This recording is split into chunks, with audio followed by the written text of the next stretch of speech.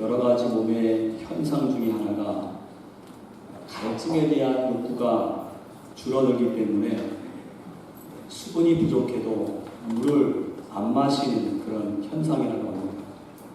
제가 아는 분도 물을 잘 안 드시다가 이 결석이 생겨서 그 시술을 받는데 아주 매우 큰 고통을 당하시는 것을 보았습니다. 이처럼 우리가 무서운 질병이 무감각해지는 게 무서운 질병입니다. 무엇보다도 우리 영혼이 무감각해지는 것이 가장 위험한 것입니다. 왜냐하면 이 영혼의 무감각은 우리를 영원한 죽음으로 인도하기 때문입니다. 여러분, 이 무감각의 병은 현대인의 가장 큰 병입니다. 우리 교회 안을 봐도 우리 교회 안에 얼마나 좋은 것들이 많이 있습니까?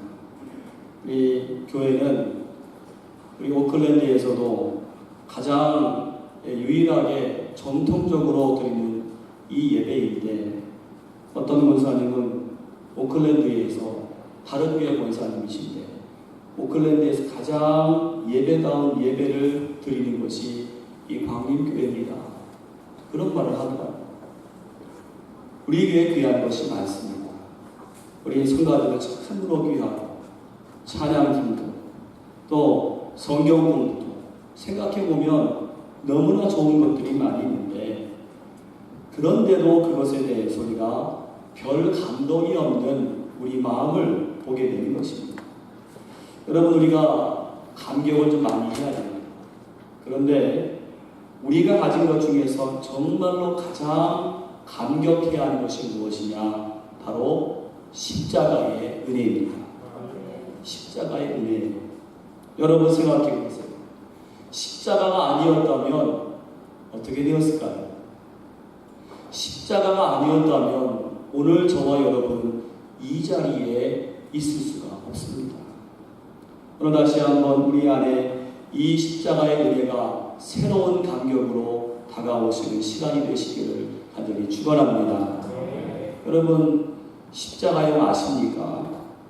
현대의 사용 방법은요, 최대한 그 죄수를, 이 현대의 사용은 최대한 죄수를 빠른 시간 내에 고통을 느끼지 않도록 죽게 하는 것이 바로 현대의 사용 방법인데, 반면에 여러분, 십자가의 죽음은 어떤 것인가? 가장 잔인한 고통을 가장 오랜 시간 동안 당하도록 하는 것이 바로 십자가의 죽음입니다. 여러분, 이 십자가의 고통은 죄수가 죽을 때까지 온종일, 때로는 이틀, 사흘을 십자가에 달려서 어떤 경우에는 일주일까지 그 고통을 다 겪으면서 조금씩 죽어가는 것이 바로 십자가의 죽음입니다. 여러분, 십자가의 못을 박는 것은 보통 이 손바닥에 못을 박는 것이 아니지요. 손바닥에 못을 박으면 이 몸무게를 지탱하지 못해서 손이 찢어지고 맙니다. 그래서 이 손목에다가 대못을 박는다는 것입니다. 결국에는 이 손목에 박아야 몸무게를 지탱을 하고 견디는 것입니다. 손목에 못을 박고 발목에 못을 박고 뼈가 으스러지고 살이 찢겨지는 고통입니다.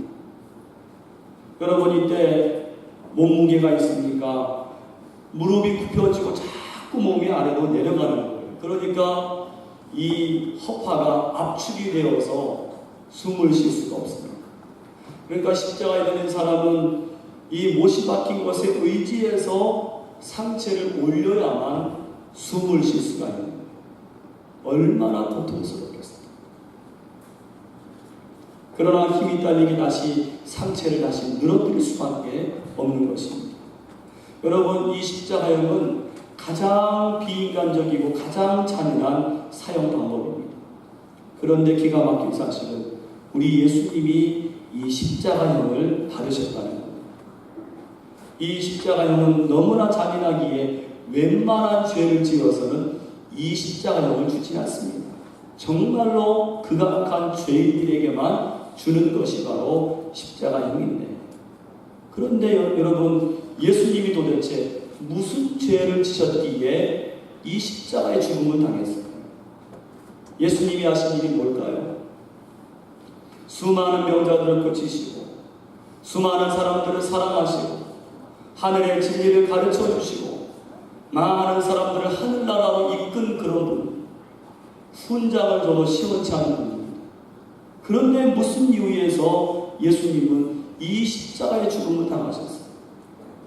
여러분, 그런데 더 기가 막힌 것은 이 말도 안 되는 십자가형을 우리 예수님이 한마디 반항도 안 하시고 순순히 다 당하셨습니다.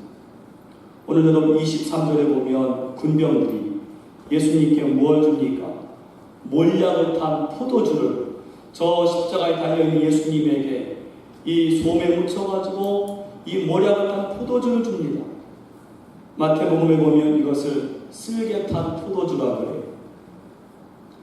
왜 그것을 줍니까? 이 너무나 쓴 쓸개를 좀 맛보면서 이 십자가에 못 박히는 고통을 조금이나마 덜어보라고 그 쓸개 탄 포도주를 주는 것입니다. 그런데 오늘 23절에 보면 예수님은 그 포도주도 거절하셨습니다. 왜 거절하셨습니까? 예수님은 그 십자가에서 인간이 당하는 모든 고통을 다 마셔버린 거죠. 25절에 보니까 예수님이 제3시에 못을 박았다고, 못이 박혔다고 기록해 있는데, 여러분, 제3시는 아침 9시입니다. 그리고 돌아가신 시간이 몇 시입니까? 오후 3시입니다. 십자가에서 바로 2000년 전 오늘에 십자가에서 6시간 동안 고통을 당하신 겁니다. 이 보통 죄수들보다 일찍 죽음을 당하셨습니다. 왜냐하면 이미 예수님께서는 십자가의 형을 받기 전에 이미 온몸이 탈진이 됐습니다. 거기다가 오늘 예수님은 말할 수 없는 슬픔 속에 돌아가셨습니다. 당시에 여러분, 십자가는 공개 체험입니다. 많은 사람들이 호기심을 갖고 그 죄수가 죽는 것을 바라봅니다. 마침 그때는 6월절이어서 많은 사람들이 예루살렘에 몰려가지고 저 예수가 어떻게 죽는가 보자 많은 사람들이 몰렸어요. 오늘 29절에 보니까 그들은 예수님을 조롱하고 말하기를, 지나가는 자들은 자기 머리를 흔들며 예수를 모욕하여 이르되, 아하, 성전을 헐고 사흘에 짓는 자여, 네가 너를 구원하여 십자가에서 내려와봐라. 조롱을 합니다. 머리를 흔들며 비웃습니다. 모욕을 합니다. 그 모든 사람들의 조롱과 모욕을 다 바라보시면서 그 고통 가운데, 오늘 슬픔 가운데 우리 예수님이 돌아가셨습니다. 여러분, 십자가는 끔찍한 것입니다. 우리가 보통 십자가를 액세서리로 많이 이렇게 달고 다니고 아주 반짝이고 찬란한 십자가는 사실상 예수님이 다니신 십자가와는 거리가 멀어요. 예수님이 다니신 십자가는 지저분하기 그지없고 그 위에 죄인들이 처형된 못자국들이 너무나 많이 나 있고 피로 찌는 십자가입니다. 보기 흉한 십자가입니다. 그 십자가에서 우리 예수님께서 2000년 전에 바로 오늘 죽음을 당하신 것입니다. 오늘 우리는 이 십자가를 다시 한번 생각해 보면서 여기에서 우리가 큰 은혜를 얻기를 원합니다. 첫 번째로 우리는 십자가를 볼 때 내 죄의 무게가 얼마나 무거운 것인가를 알아야 합니다. 내 죄의 깊이가 얼마나 깊은가를 이 십자가를 볼 때 우리 마음에 그것이 깨달아져야 합니다. 여러분, 예수님이 왜 십자가에서 죽으셨습니까? 다 아시지요? 우리를 죄 가운데서 구원하시기 위해서. 그렇다면 여러분, 한번 질문해 보세요. 왜 굳이 예수님이 죽으셔야만 했을까? 왜 굳이 예수님은 그렇게 잔인한 방법으로 십자가의 처형을 당하셔야만 했을까? 여러분, 다른 방법은 없을까요? 예수님이 좀 다르게 우리를 구원하실 수 있는 방법은 없을까요? 왜 십자가에서 그렇게 잔인하게 죽음을 당하셨을까요? 여러분, 우리는요, 예수님의 그 벌의 십자가형의 중함을 보고 거기에서 무엇을 보아야 되는가 하면 우리 죄의 중함을 보아야 할 줄로 믿습니다. 우리 죄가 그렇게 깊어요. 우리 죄가 그렇게 많습니다. 오늘 그 십자가에서 흠없고 죄 없는 예수님이 참혹한 죽음 속에서 죽음을 당하신 모습에서 우리가 무엇을 보아야 하는가? 내 죄의 무거움을 바라봐야 돼요. 그 십자가의 무거움을 바라보면서 내 죄가 저렇게 무거웠구나. 그 십자가의 참혹함을 바라보면서 내 죄가 저렇게 참혹했구나. 내 죄의 깊이를 보아야 합니다. 여러분, 사실 제가 이렇게 말씀드리면 죄를 이야기하면 다 우리 사람들은 좋아하지 않아요. 죄 이야기하면 좋아하지 않습니다. 그런데 여러분, 부인할 수 없는 사실은 내 죄의 깊이, 내 죄의 무게, 내 죄의 중함을 깨닫는 사람은 그 속에서 말할 수 없는 은혜를 깨닫게 될 줄로 믿습니다. 내 죄의 깊이를 깨달아야 돼요. 내 죄의 깊이를 깨닫는 만큼 하나님의 은혜가 커집니다. 여러분, 한 사람이 예수를 믿고서 은혜 받지 못합니다. 목사님이 강단에서 우리 죄가 주홍같이 붉고 먹보다 검다고 그렇게 말하는 게 도무지 이해가 안 돼요. 그 말이 이해가 되질 않으니까 은혜가 안 되는 거예요. 그런데 어느 순간 그 말이 깨달아지는 거예요. 그건 인간의 지식으로 깨달아지는 게 아닙니다.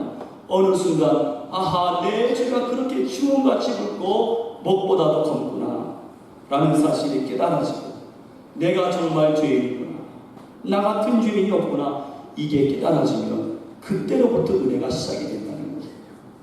여러분, 십자가를 바라볼 때 내 죄의 중함과 깊이를 볼 수 있는 저와 여러분이 되시기를 간절히 축원합니다. 두 번째로, 우리는 십자가를 볼 때 하나님 사랑의 크기가 얼마나 큰 것인가를 알아야 합니다.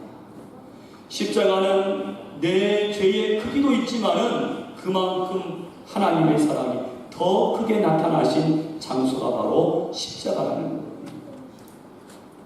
여러분, 하나님이 여러분을 얼마나 사랑하는지 아십니까?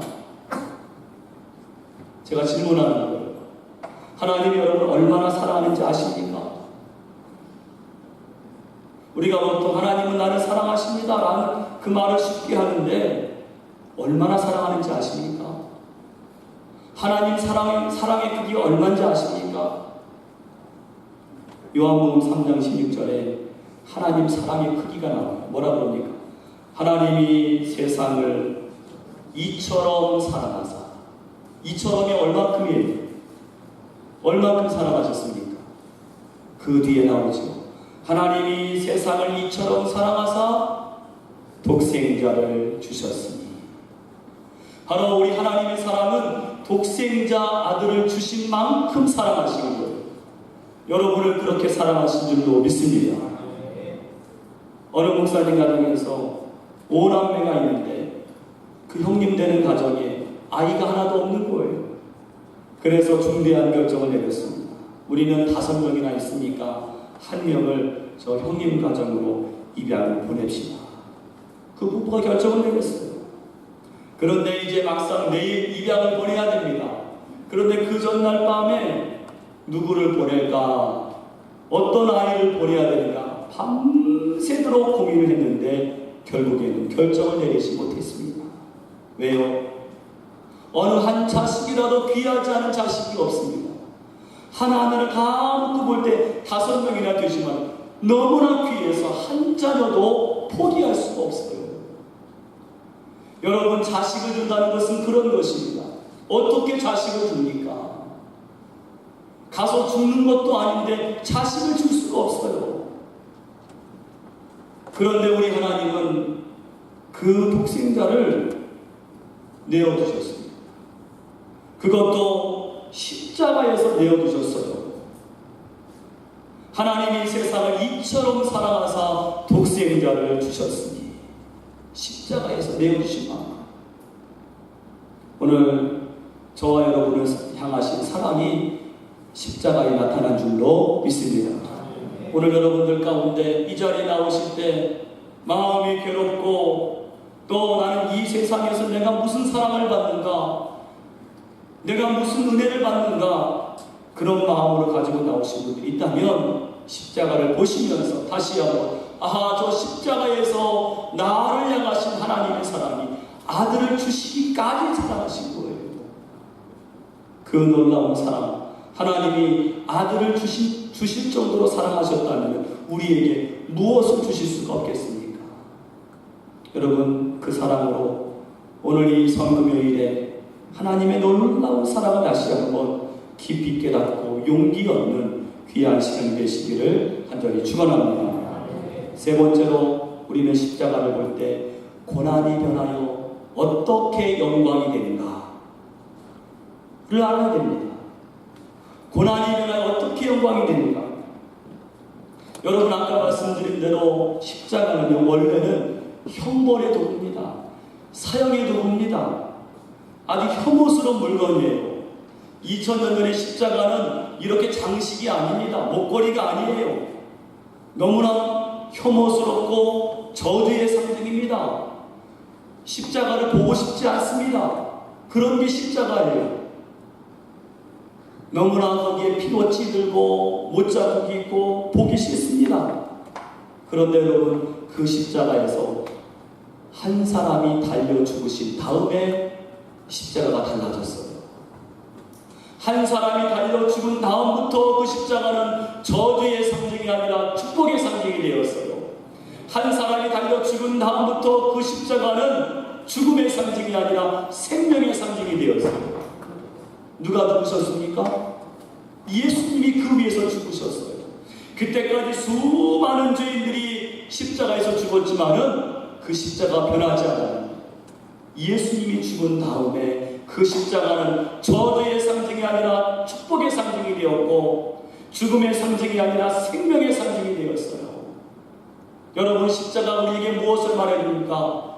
예수님이 우리 인생에 계실 때 어떻게 고난이 변하여 영광이 되는가를 우리에게 보여주는 줄로 믿습니다. 여러분, 성경에 예수님을 만난 많은 사람들은 십자가와 같은 사람들이에요.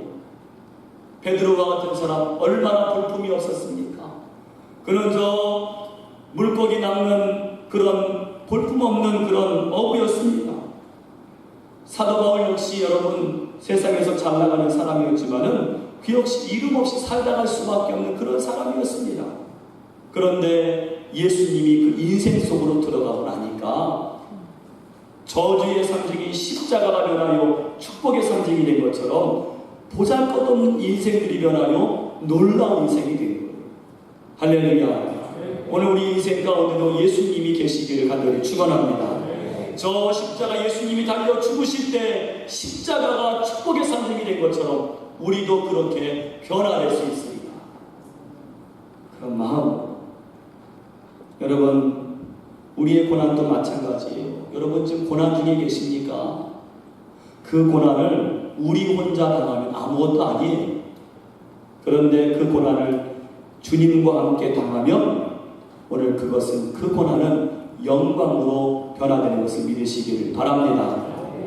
주와 죽으면 주와 함께 삽니다. 오늘 우리 십자가를 다시 한번 생각하면서 묵상하기를 바랍니다. 우리 시간 잠깐 우리 묵상으로 기도하고 이제 찬송가 144장을 우리가 한번 깊이 묵상하면서 우리 부르겠습니다. 우리 먼저 잠깐 제가 묵상하겠습니다. 반주해 주세요.